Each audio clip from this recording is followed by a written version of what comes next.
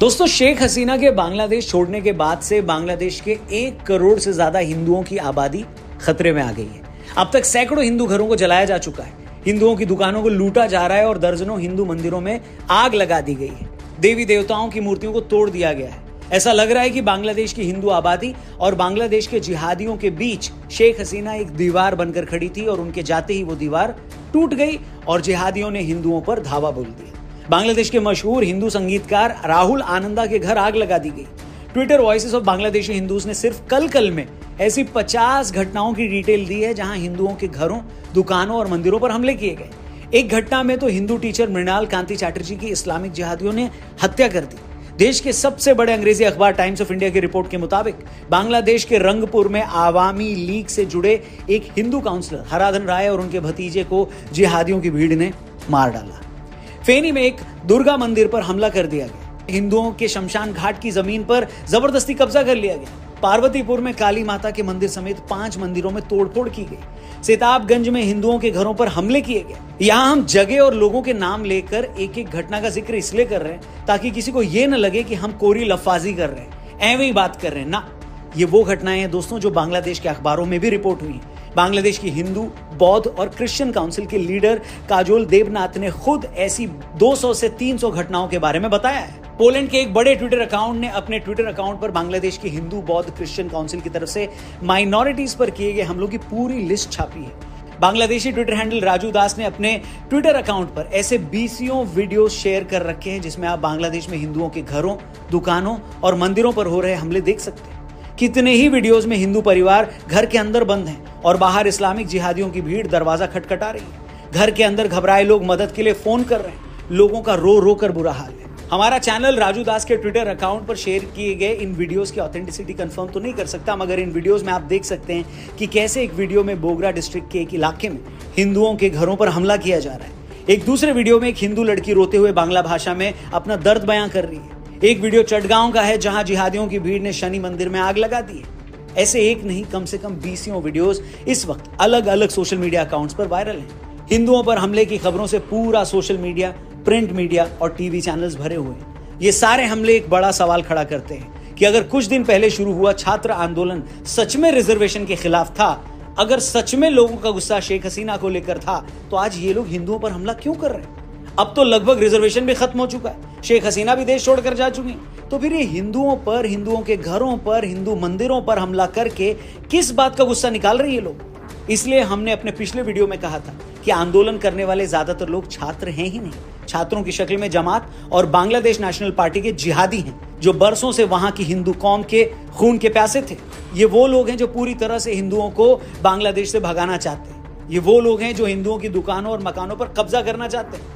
ये वो लोग हैं जिन्होंने सेक्युलर वैल्यूज पर बने बांग्लादेश को इस्लामिक स्टेट बनाने के लिए मुजीबुर रहमान की हत्या कर दी थी। जिन लोगों को पता नहीं उन्हें बता दें कि जब बांग्लादेश बना था तो उसके संविधान में सेक्युलर वर्ड यूज किया गया था, मगर मुजीबुर रहमान की हत्या के बाद संविधान में सेक्युलर शब्द की जगह इस्लामिक स्टेट शब्द डाल दिया गया। और आज शेख हसीना देश की पीएम नहीं रही, पुलिस और आर्मी की तरफ से इनको भी फ्री हैंड मिल गया है, तो ये लोग फिर से हिंदुओं पर हमले करने लग गए। और बांग्लादेश पर हिंदुओं पर यह कोई पहला हमला नहीं है दोस्तों। 2001 में जब बांग्लादेश में खालिदा जिया की सरकार बनी थी तो उनके सपोर्टर्स ने सिस्टमैटिक तरीके से पूरे देश में हिंदुओं के खिलाफ हिंसा छेड़ दी थी।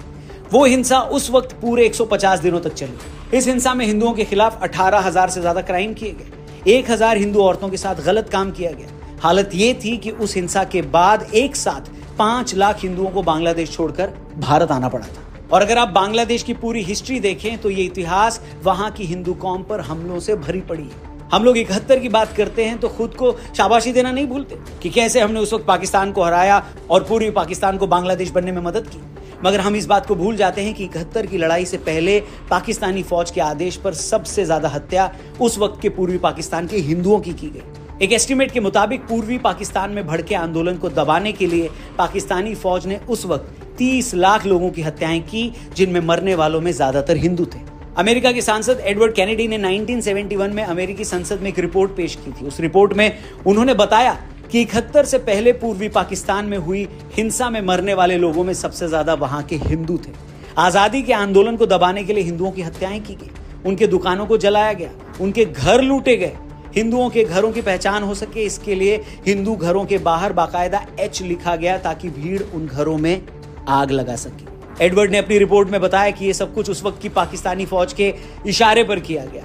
हैरानी है कि आज हम जब 71 की बात करते हैं तो इस बात के लिए ताली पीटते हैं कि देखिए कैसे भारत की मदद से बांग्लादेश बन पाया, या हमने उस वक्त पाकिस्तान के 90,000 सैनिक बंदी बना लिए थे। मगर इस बात की चर्चा भारत में कोई नहीं करता कि बांग्लादेश बनने से पहले पाकिस्तानी फौजों ने पूर्वी पाकिस्तान में लाखों हिंदुओं को मार डाला था। बांग्लादेश में हिंदुओं की बुरी हालत पर अभी कुछ टाइम पहले हमने एक डिटेल वीडियो बनाई थी, उसका लिंक भी मैंने डिस्क्रिप्शन में दिया है। जाकर उस वीडियो को देखेंगे तो और भी बातें आपको समझ में आएंगी। जानते हैं हिंदुओं पर हो रही इस खुलेआम हिंसा के बीच सबसे ज्यादा शर्म की बात क्या है? इस सब के बीच सबसे ज्यादा शर्म की बात यह है कि बजाय हिंदुओं की इस दुर्दशा पर चिंता करने की, उनके साथ खड़े होने के, उस पर आंसू बहाने के, भारत में एक बहुत बड़ा सेक्शन इस बात से खुश है कि चलो बांग्लादेश से शेख हसीना चली गई। वो लोग शेख हसीना के जाने से इसलिए खुश है क्योंकि वो भारत की करीबी थी। वो लोग शेख हसीना के जाने से इसलिए भी खुश है कि उन्होंने पूरी दुनिया को नाराज करके मोदी का साथ दिया। इन लोगों को शेख हसीना की हार में मोदी की हार दिख रही है, इसलिए ये लोग खुश हैं। मगर ये जाहिल ये नहीं समझ पा रहे और ये बिल्कुल नहीं देख पा रहे कि अब वहां के हिंदुओं का क्या होगा। क्या तुम लोगों के लिए एक आदमी से अपनी पॉलिटिकल नफरत ज्यादा मायने रखती है या बांग्लादेश के 1 करोड़ 30 लाख हिंदुओं की सेफ्टी? बताओ। और यही वो लोग हैं जो CAA और NRC का भी विरोध कर रहे थे। क्या इन लोगों को अब भी समझ में नहीं आया कि भारत सरकार CAA क्यों ला रही थी?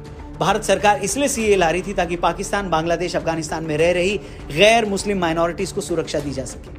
अफगानिस्तान में तो हिंदू सिख बचे ही नहीं। पाकिस्तान में हिंदुओं और सिखों के साथ हर दिन क्या हो रहा है ये सबके सामने।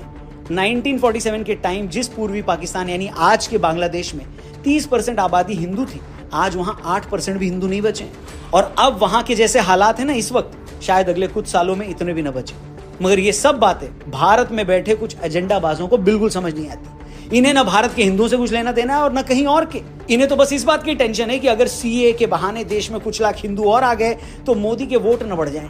फिर चाहे इन्हीं के हिंदू भाई उन सारे देशों में कैसे भी मौत मारे जाएं, मगर ये लोग पिघलेंगे बिल्कुल नहीं। बांग्लादेश में आज हिंदुओं के साथ जो हो रहा है, ये उन हिंदुओं के मुंह पर भी एक करारा थप्पड़ है जो जाति के नाम पर आज भी लड़ रहे हैं। अरे भाई, आज बांग्लादेश में अगर हिंदू मारे जा रहे हैं तो क्या मारने वाले उनकी जाति पूछ रहे हैं? इन देशों में आज तक जिन लाखों हिंदुओं का कत्लेआम हुआ, क्या मारने से पहले जिहादियों ने उनका आधार कार्ड और गोत्र पूछा था? क्या वो लोग ये भी चेक करते हैं कि आप किस पार्टी के सपोर्टर हैं? ऐसा तो नहीं है ना कि बांग्लादेश में उन हिंदुओं को छोड़ दिया गया जो मोदी विरोधी थे। उसी तरह कल को अगर कुछ जिहादी भारत में हावी हो गए तो आपको क्या लगता है वो लोग ये चेक करेंगे कि ये वाली जाति तो बीजेपी को वोट नहीं देती थी, उसे छोड़ दो? बिल्कुल नहीं। जातियों में बटे हिंदुओं को ये कब समझ आएगा कि दूसरे पक्ष के लिए आपका उनके धर्म का न होना ही काफी है, फिर चाहे आपकी जाति, गोत्र कुछ भी क्यों ना हो। इसलिए जाति के नाम पर बटे हिंदुओं को क्या करना है ये उन्हें खुद तय करना होगा। खुद इकट्ठे होने का मतलब ये नहीं है कि हमें किसी से लड़ना है, हम तो वैसे भी किसी से नहीं लड़ते, लेकिन खुद को बचाने के लिए तो एक होकर रहना जरूरी है बॉस। अगर आप एकजुट होकर नहीं रहोगे तो दूसरा तो आपकी फूट का फायदा उठाएगा। आज बाबा रामदेव से लेकर सदगुरु जग्गी वासुदेव तक सभी बांग्लादेशी हिंदुओं के साथ हो रहे जुल्म को लेकर परेशान हैं। भारत सरकार का भी ये फर्ज है, उनकी रिस्पॉन्सिबिलिटी है कि वो अपनी हैसियत और ताकत का इस्तेमाल करके बांग्लादेश की फौज और वहां की आने वाली इंटरिम सरकार को ये मैसेज दे कि वहां की हिंदू कम्युनिटी के साथ कुछ भी नहीं होना चाहिए। जयशंकर साहब ने ऐसे कुछ स्टेटमेंट दिए भी हैं, मगर फिर अगर वहां हिंदुओं के खिलाफ वायलेंस नहीं रुकती तो भारत सरकार को इसका कोई सोल्यूशन, इसका कोई रास्ता निकालना ही होगा। हम ये सोचकर हाथ पर हाथ धरे नहीं बैठ सकते बॉस कि वो तो दूसरे देश का मामला है। वैसे भारत सरकार CAA लाकर पहले मैसेज दे ही चुकी है कि वो बांग्लादेश और पाकिस्तान में रह रहे हिंदुओं, सिखों और बौद्धों को पराया नहीं मानती। मैंने इन 3 धर्मों का जिक्र इसलिए किया क्योंकि यही लोग वहां ऑप्रेस्ड हैं। लेकिन टाइम आ गया है कि भारत इन देशों में रहने वाले हिंदुओं और बाकी माइनॉरिटीज की सेफ्टी के लिए बयानबाजी के आगे जाकर कुछ तगड़ा कदम तो उठाए, क्योंकि कोई भी गैरतमंद इंसान ये बर्दाश्त नहीं कर सकता कि उसके भाई बहन किसी और मुल्क में जिहादियों के हाथों यूं मारे जाएं। उम्मीद है भारत सरकार इस बात को जरूर समझ रही होगी और इसका कोई ना कोई रास्ता जरूर निकलेगा। बाकी आपकी इस मामले पर क्या राय है? बांग्लादेशी हिंदुओं के लिए भारत सरकार क्या कर सकती है? उन्हें हम कैसे प्रोटेक्ट कर सकते हैं? बांग्लादेश की सरकार पर कैसे प्रेशर बनाया जा सकता है? जो भी आप इस बारे में सोचते हैं, जो भी आपकी राय है, कमेंट करके जरूर बताइएगा। और रिक्वेस्ट है आपसे कि ये वीडियो ज्यादा से ज्यादा लोगों तक पहुंचाइएगा, शेयर जरूर करिएगा, क्योंकि सच जानना सबका अधिकार है, सबका हक है। Thank you for watching. Channel subscribe करके जाइएगा। जल्दी मिलते हैं। जय हिंद, जय भारत।